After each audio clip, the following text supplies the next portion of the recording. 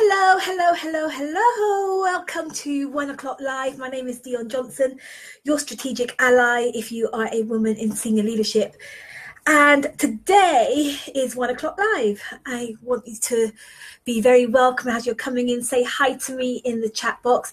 Let me know where you're watching from. Building a global community of women, brilliant women leaders all around the world. And so when I see where you're watching from, it really inspires me to keep going. So today's 1 o'clock live. The topic is, what is it? A nifty little strategy that helps you to rise above the senior leader politics and the power struggles at work. And it really is a nifty little ninja move, so stay tuned. But first, some housekeeping. If you love what I'm sharing, what I'm doing, my passion for this work, then please go ahead and share it with somebody this video with somebody that you know needs to hear it. Like this page so you never miss it again. And if you are interested in getting notifications about when I'm going live, then in the box put hashtag reminder. Put hashtag reminder in the box so that I know to remind you when I'm going live, and that way you can never miss an episode. You won't ever miss an episode. So I'm Dion, and my work is all about helping established senior leaders to rise above whatever it is. I'm looking down at my notes. Whatever it is that's blocking or hindering or draining or harming or depleting or diminishing your expression and effectiveness as a powerful woman of influence.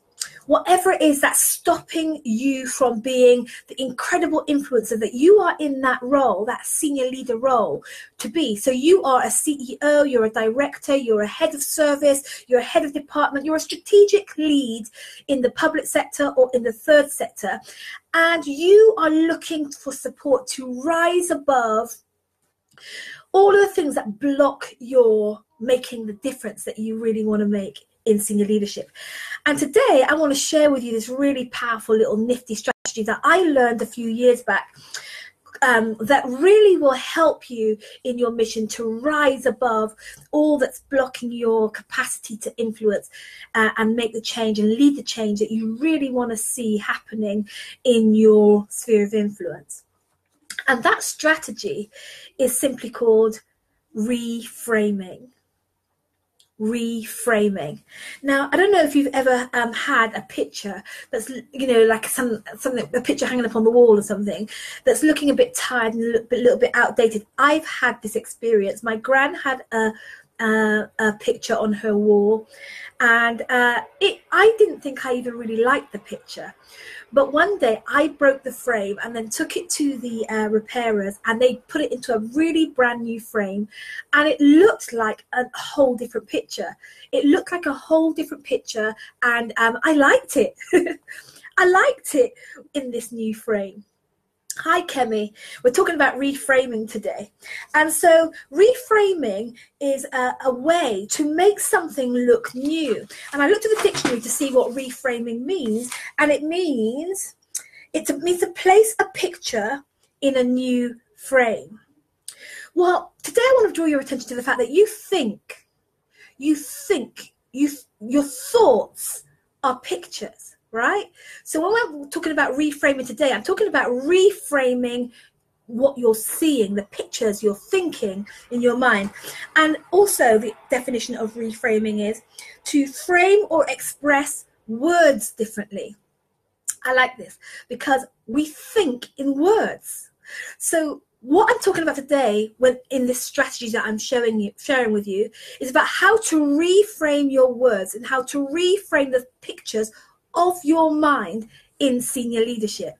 And so I want to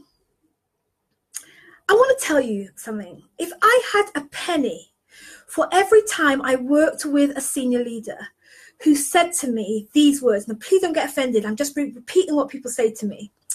Dion, when I say what's blocking you, what's holding you back, what's stopping you from doing what you want to do, what's stopping your leadership, they say, Dion, you wouldn't believe the amount of shit that I'm having to deal with. You wouldn't believe what I'm up against in this organization. You wouldn't believe what I'm dealing with. And so I want you to grab a pen and paper. I want to reframe that shit. I want to reframe it. If you're saying to yourself, do you know what? I'm dealing with so much shit at work that it's stopping me from being my best. It's stopping me from performing. It's stopping me from influencing. It's stopping me. Then I want you to write this down. I want you to write S. And S is equal to, if we're reframing it, for the purpose of reframing, we're going to say S is any scary situation that as a senior leader, you're facing in your role. Scary situation. H, hindrances. Any obstacles or blocks or pushbacks that are stopping you from influencing, contributing, leading the change that you want to see, being who you want to be in the workplace. I stands for irritations. Any irritations, things that really get on your nerves about your sphere of influence, or things that are really irritating you, irritating people. I is for irritations. And T is for threats. Anything that's threatening you, anything that's troubling you, anything that's testing you, anything that's turbulent and testing your ability to fly in choppy environments, and trials. Okay? Scary situations, hindrances, irritations, and threats. Anybody dealing with stuff like that in your senior leader role?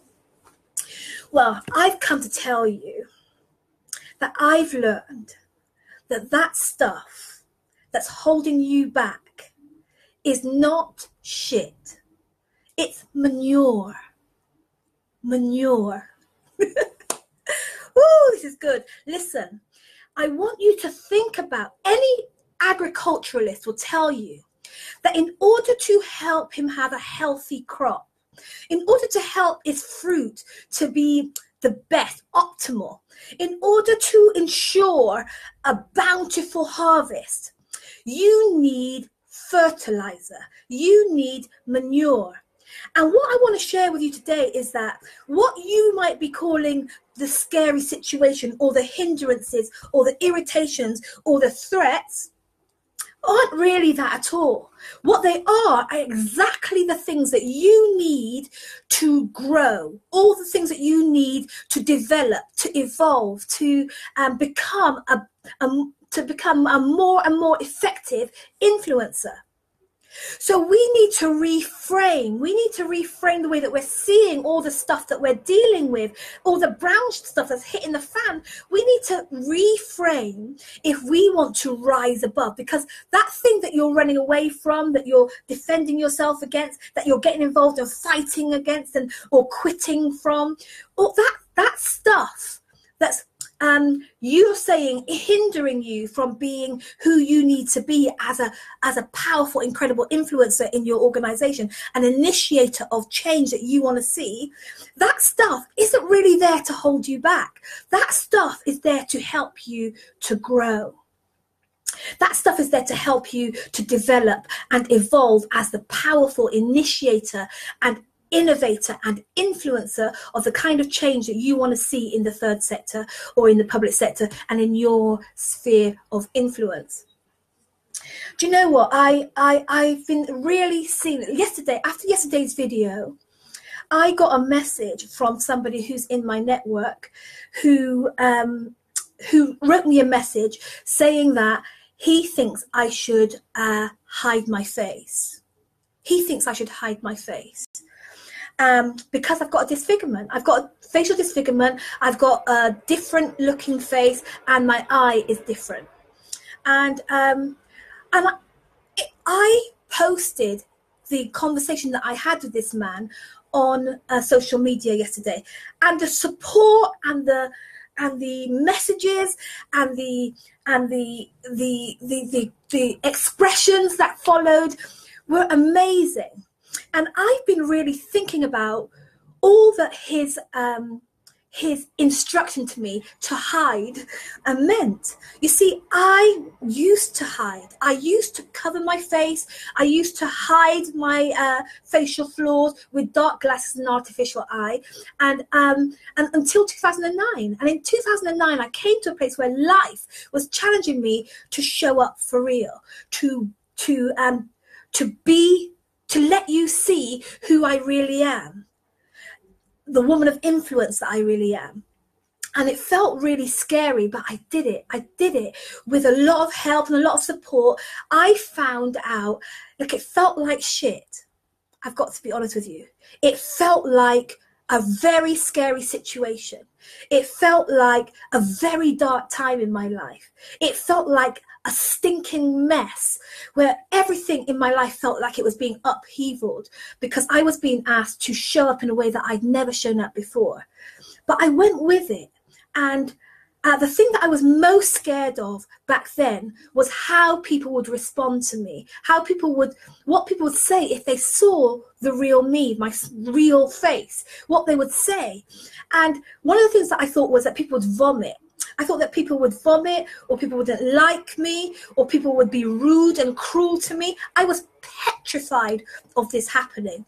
But I was being called to explore what it would mean to show up for real. And I did it. I learned how to take off those masks that I was wearing. And I'm still on the journey of uncovering myself on all other kinds of levels. But the point I'm making right now is that man's comments yesterday were the things that kept me hidden. I didn't know it back then, but they kept me hidden. I was so afraid of meeting that kind of disapproval. I was so afraid of meeting that kind of blatant dishonor and disrespect. I was so afraid of that I stayed hidden, that I stayed keep defending myself from the risk of that ever happening. And then I went on this journey of growth. And then I went on this journey through a dark time of growth. And yesterday, what I realized, above anything else that I realized in this exchange with this man, was that I wasn't hurting anymore. His words didn't kill me.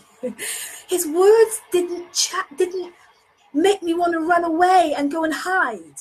His words didn't affect me negatively. Something's grown up on the inside of me. Something is strengthened on the inside. Something has been healed. Something has been delivered. Something's been set free on the inside of me through this journey of just going instead of running away from the scary situation or the hindrance or the threat or the trouble or the situation. Pressing into it has been the making of me. It's been the making of me. And so I want you to reframe. I want you to reframe scary situations, hindrances, irritations, threats. I want you to reframe those. They're not shit. They're not the shit that you're having to deal with and you're having to protect yourself from and you're having to make sure it doesn't get on you. They're the stuff that you need to press into in order to grow, in order to evolve, in order to get stronger, in order to rise up and be the influencer that you are in that role to be. I've got 3 quick tips for you. If you are ready to rise above the shit and be the influencer that you were called to be, you need to, number 1, you need to invest in support. Invest in support and get the best support you can muster around you, because going through, facing it, pressing into the trouble, the strife, the scary situation, you need support. You can't do it alone. Why do we keep thinking that we can do it alone? The second thing is that you need to get a mirror and a spotlight. And you need to be looking at yourself and looking at your response to the scary situation, looking at your response to the irritation and the threats and the hindrances, looking at how you're being in that situation and shining a light to reveal the way that you are co-creating, the way that you're co-creating your experience of the thing. And the third thing you need to do is you need to trust the process.